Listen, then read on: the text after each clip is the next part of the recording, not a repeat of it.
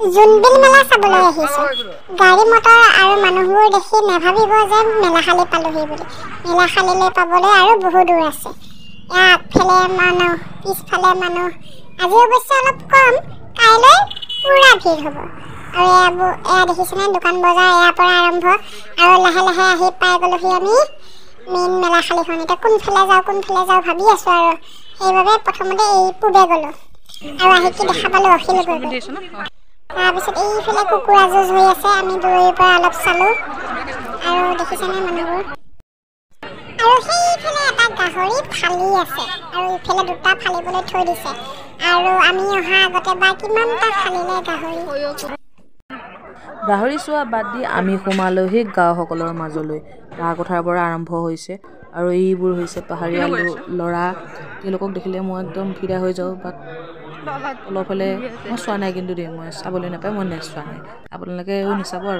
আৰু এইসকল হৈছে গাঁওসকল, মানে পাহাৰীয়া লোক। তেওঁলোকৰ বাবে মানে মেলাখন হয় বুলি ক'ব পাৰি। আৰু তেওঁলোকৰ মাজে মাজে এনেকৈ ঘূৰিছোঁ। ল'ব লগা একো নাই ইয়াত মানে বিনিময় প্ৰথা হয়তো, আৰু আমি বিনিময় কৰিবলৈ একো লৈ আনা নাই। আৰু এইফালে গাহৰি মেইন, গাহৰি নহ'লে জোনবিল মেলা আধৰুৱা যেন লাগিব। আৰু সিফালৰ পৰা আহি আমি সোমালোহি গ্ৰন্থ মেলাত, য'ত কিতাপৰ দোকান এখনো নাই, মাত্ৰ 100 টকাকৈ কেনেকৈ চিঞৰি আছে। কি ভিৰ, কিহৰ ভিৰ হৈছে বুলি আমি হেঁচা-ঠেলা কৰি সোমাই যাই দেখিলোঁ লটাৰী খেল হৈ আছিলে। আমি এটা টিকেট ল'লোঁ আশাবালী, য'ত আমি আলুগুটি এটা পাইছোঁ। আৰু সেই সিফালৰ পৰা আমি মেলা চাই আহিলোঁ দুখে ভাগৰে। ৰাতিপুৱা আহিছোঁ ন, কিন্তু মেলা চাম বুলি। আৰু এইফালে আমি নগ'লোঁ কাৰণ ইয়াত ল'ব লগা বস্তু একো নাই। ইয়াত সকলো কাঠৰ বস্তু পায়। এতিয়া আমি যাম সেইফালে, ইয়াত মানে আমাৰ ল'ব লগা বস্তু একোৱে নাই, গোটেইবোৰ কাঠৰ বস্তু। বিচনা, আলনা, গড্ৰেজ এনেকৈ আছে। লোকে আহে বয়ফ্ৰেণ্ডৰ লগত আৰু মই আহিছোঁ ভাইটিৰ লগত মেলা চাবলৈ। ইমান হেভি দুখ।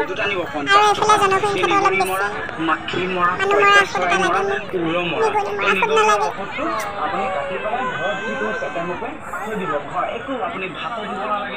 আৰু ইফালে যিটো ভিৰ নহয়, মোৰ চকু বিষাই গৈছে। তাৰ ভিতৰত মই মানুহবোৰক ঠেলি হেঁচি সোমাই আহিছোঁ এই চুকৰিকেইটা ওচৰলৈ উঠিম বুলি, কিন্তু মনৰ আশা মনতেই থাকিল।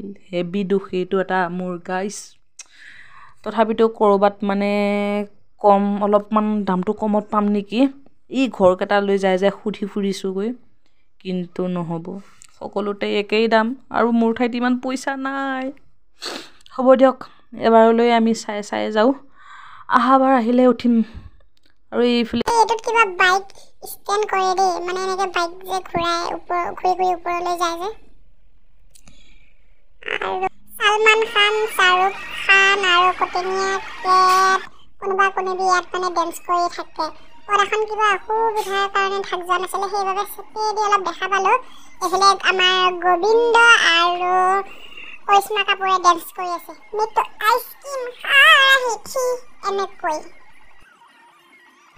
আৰু এইফালে আমাৰ যোৱা কোনো চখ নাই, এইটোতে উঠো নেকি, অলপ কম দাম।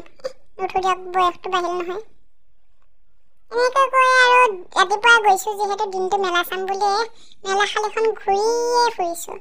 চানা বাদাম মিক্স কৰিবলৈ মিছল বুলি কয়, এইটোক বা কি বুলি কয় নাজানো, তথাপিতো অলপমান পেট পূজা কৰোঁ তাকে লৈ পেলাই। আৰু এইফালে তৈয়াৰ হৈ গ'ল,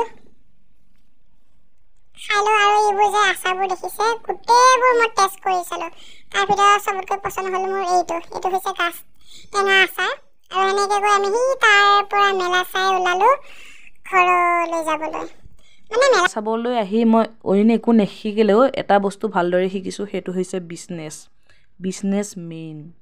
এই যে হাতীটো দেখিছে নহয়, এই হাতীতেও বিজনেছে কৰি আছে। আৰু এইফালে যে দেখিছে এই বিকলাংগজন, তেওঁ বিজনেছে কৰি আছে। আৰু দেখিলে দুখীয়া লাগে, লোকে বয়ফ্ৰেণ্ডৰ লগত আহিছে আৰু মই নকওঁ দিয়ক।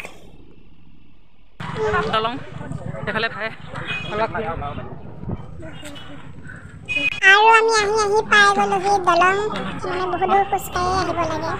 আৰু মেলাখালীত অকল মানুহৰে নহয়, ইয়াত গাড়ী মটৰ বহুত ভিৰ।